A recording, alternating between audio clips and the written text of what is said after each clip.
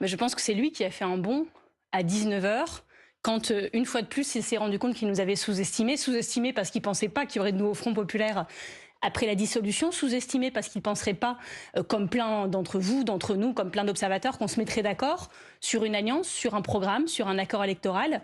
Fait un bond parce qu'il ne pensait pas qu'on ferait cette campagne. Fait un bond parce qu'il ne pensait pas qu'on gagnerait. Et puis là, la dernière rumeur en ville, c'était qu'on ne se mettrait jamais d'accord sur un nom de première ou de Premier ministre. Et nous l'avons fait. Et je pense qu'à 19h, une heure avant son interview, quand il a appris ça, il n'a pas trop su comment gérer la nouvelle. Et donc, comme un enfant paniqué, la seule chose qu'il a su annoncer à 20h, c'est qu'il disait non. Mais on n'a pas compris ce qu'il proposait. Ce nom et ce nom de Lucie Castet, il ne l'a d'ailleurs pas prononcé. Il ne l'a pas prononcé, et c'est assez méprisant parce que, vous savez, il y a peu de femmes en politique. Lucie Castet, nous avons le même âge. C'est quelqu'un qui est très solide, qui est très crédible, qui a réussi à mettre d'accord les 4 forces du nouveau Front populaire autour de son nom, c'est dire. Et donc, oui, je trouve que c'est assez méprisant qu'il n'ait pas prononcé son nom. Et il va falloir qu'il retienne son nom parce qu'il n'a pas fini de l'entendre. Et pour vous, c'est une fin de non-recevoir ? Non, ça ne fait que commencer. Ça ne fait que commencer, il faut quand même se remettre dans le contexte. Emmanuel Macron, le 9 juin au soir, décide tout seul, sans concertation, mais c'est comme ça qu'il avait gouverné pendant 7 ans, une dissolution. Il pose une question très très claire aux Français. Françaises, Français, voulez-vous une cohabitation? Voulez-vous une alternance? Les Français lui répondent très clairement. Et lui, le soir des résultats, il dit bon alors... j'ai un peu perdu, mais vous n'avez pas tout à fait gagné. C'est-à-dire que en même temps se prolongeait même dans son analyse des résults. Il n'a pas entendu ce qu'ont dit les Français.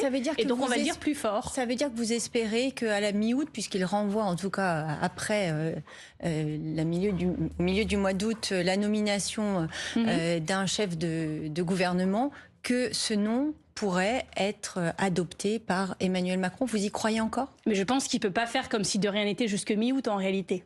C'est assez inconcevable. Et c'est pas, quand je dis ça, c'est pas une menace. C'est pas que je viens sur le plateau en disant on va tout casser s'il nomme pas Lucie Castet Première ministre. C'est juste qu'il y a une logique institutionnelle dans ce pays. La logique institutionnelle, ou alors on s'assoit sur la Constitution, sur les usages et on part dans un no man's land total. Mais il doit décrocher son téléphone et demander au chef de parti du Nouveau Front populaire un nom. Il ne l'a pas fait, alors on lui a donné publiquement, comme ça il l'a et tout le monde sait qu'il l'a. Mais c'est pas une question de quelle attitude moi ou Fabien Roussel, Manuel Bompard, Olivier Faure on va avoir. C'est que, voilà, j'ai vu hier, il décrétait une trêve électorale. Enfin, une trêve électorale de quoi? C'est une trêve politique. Non, mais trêve olympique. Oui, une trêve politique. Parce qu'on a plutôt l'habitude des trêves électorales. Et donc là, il demande une trêve olympique, comme s'il hissait le drapeau blanc en disant voilà, bon, tout le monde est fatigué, on va se reposer un petit peu. Mais nous, on n'est pas fatigué du tout.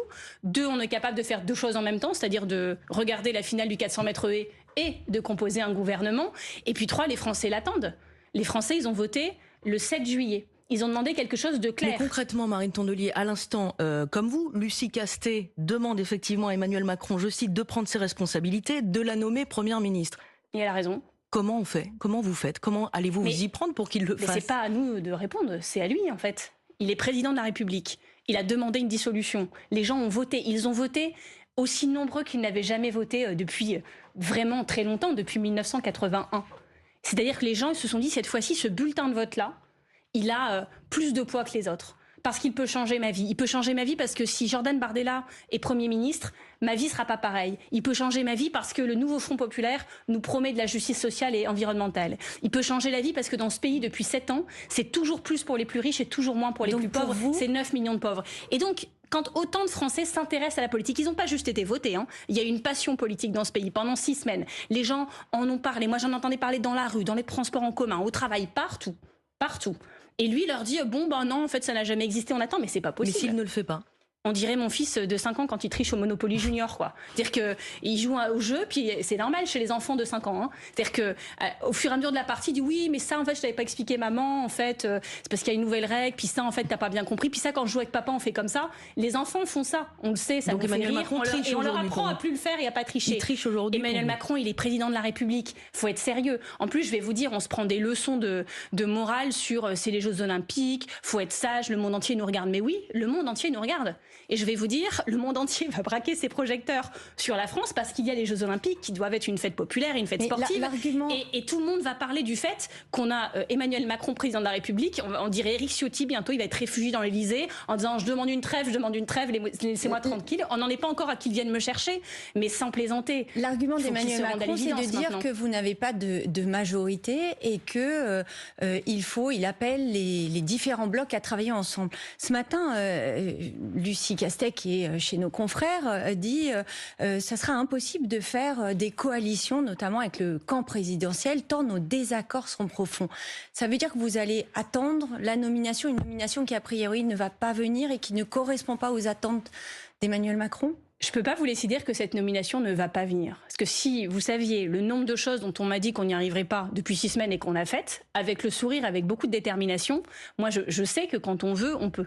Je sais que parce que tout le monde pensait que c'était impossible, nous l'avons fait.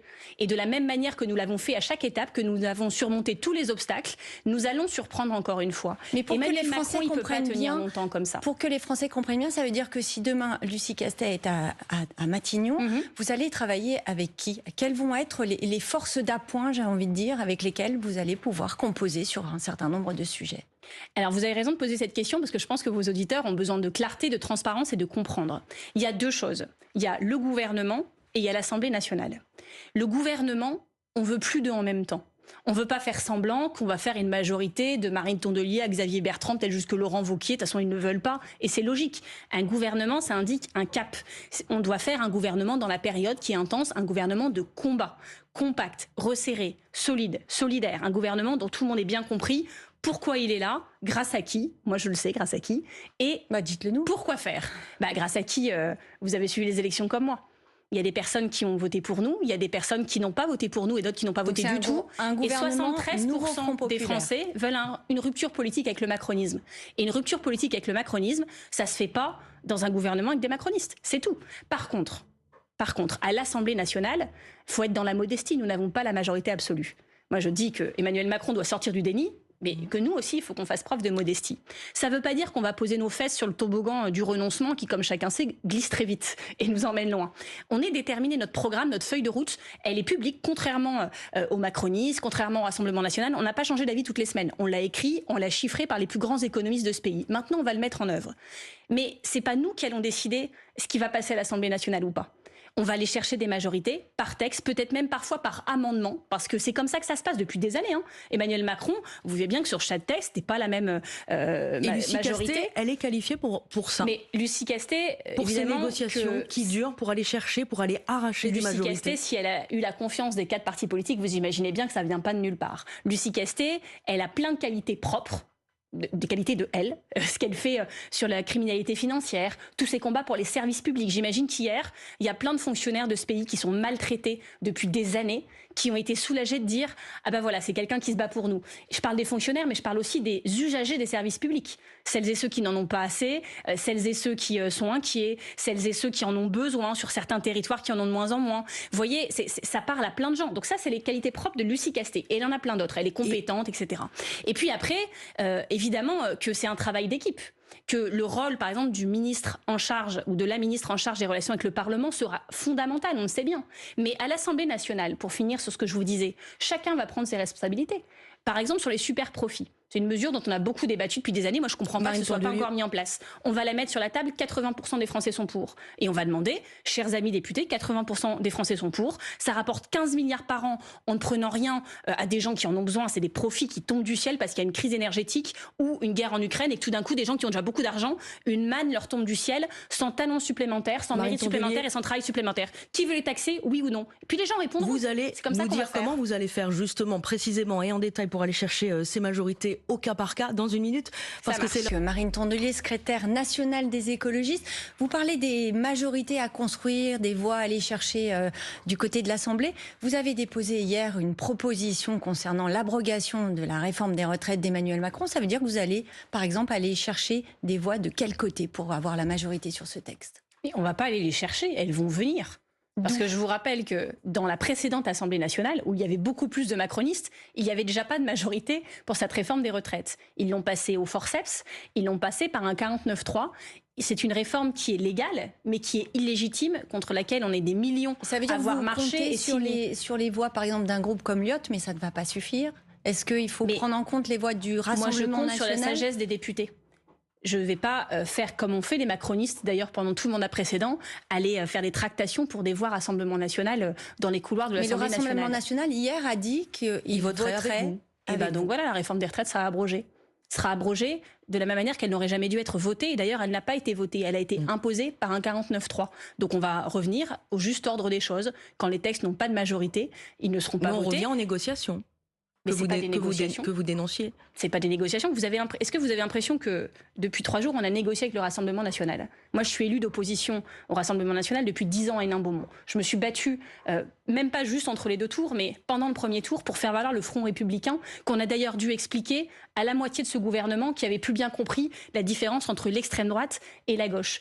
Qu'on a dû réexpliquer à des gens qui avaient été élus en 2017 et en 2022, grâce à nous, grâce à nos voix, et parce que nous, on fait bien la différence et qu'on sait où on habite et on sait quand il faut se mobiliser pour la République. Alors, je ne vais pas prendre des leçons sur le Rassemblement national. Premier parti de l'Assemblée aujourd'hui. Et sans ne rien faire, parce qu'évidemment qu'on n'a pas de contact avec eux, je pense que tout le monde a bien compris ça et a bien compris qui en avait, sans ne rien faire, le Rassemblement national va sur les plateaux télé pour dire la réforme des retraites, s'il y a cette proposition de loi pour l'abrogation, on la votera. Bah voilà.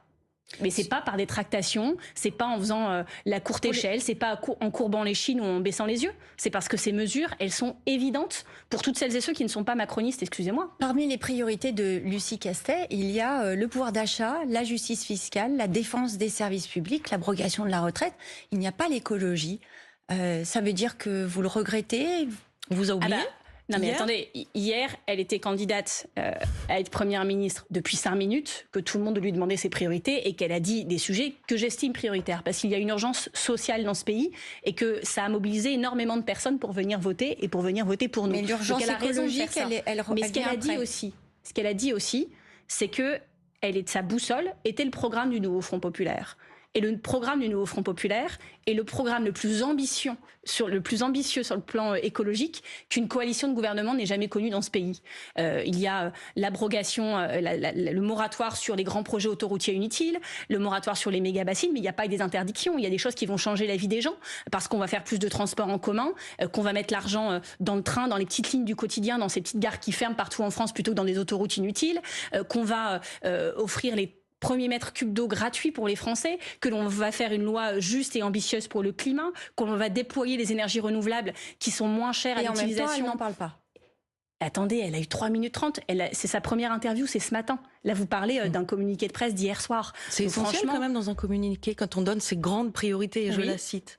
Eh ben, elle a Est-ce que vous n'avez pas perdu là, à mon avis, un quart d'heure pour écrire, et que moi, je la retrouve à la sortie de cette émission pour discuter, et je n'ai aucun doute sur l'engagement de Lucie Castet, que je connais un petit peu depuis longtemps, sur les questions environnementales. D'ailleurs, quand elle travaillait dans ses fonctions précédentes, elle avait en charge les fiscalités vertes, parce qu'en fait, vous dites qu'elle est experte fiscale, comme si c'était un truc différent de la justice environnementale, mais c'est la même chose. Quand vous prenez l'argent aux plus riches, qui sont celles et ceux qui polluent le plus, pour le rendre aux plus pauvres, qui sont celles et ceux qui sont en première ligne de l'injustice climatique et de l'injustice sociale, vous faites de la justice sociale et de la justice environnementale. Les deux sont liés. Il n'y a pas d'un côté tout ce qui est social, de l'autre côté tout ce qui est environnemental. Chacun a bien compris que ceux qui avaient des super yachts et des jets privés, c'était pas les plus pauvres. Chacun a bien compris que celles et ceux qui habitaient à ras du périph' et dont les enfants avaient les poumons malades, c'était pas les plus riches. Tout le monde le sait. C'est à ça qu'on va remédier. J'en profite, Marine Tondelier, parce qu'on a eu la confirmation hier de l'installation de la première usine française de lithium en Alsace. Métal indispensable, essentiel aux batteries des voitures électriques. Ça fait partie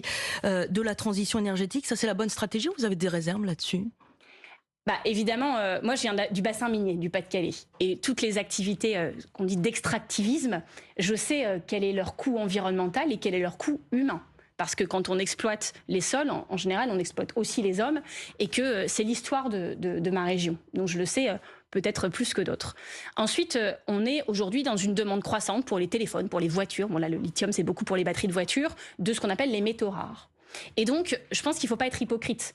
On ne peut pas dire on veut des voitures électriques, et on voit bien que tout le monde en demande, mais on va continuer à extraire. Aujourd'hui, c'est beaucoup en Australie, en Argentine, et c'est transformé en Chine, et après, ça revient en Europe. Et donc quel que soit le coût environnemental et humain, en fait, on sait qu'il sera moindre en France, parce qu'il y aura des écologistes français, et puis tout simplement la confiance des Françaises et des Français aussi, des riverains, tout le monde va se mobiliser pour que ça se fasse dans les meilleures conditions possibles.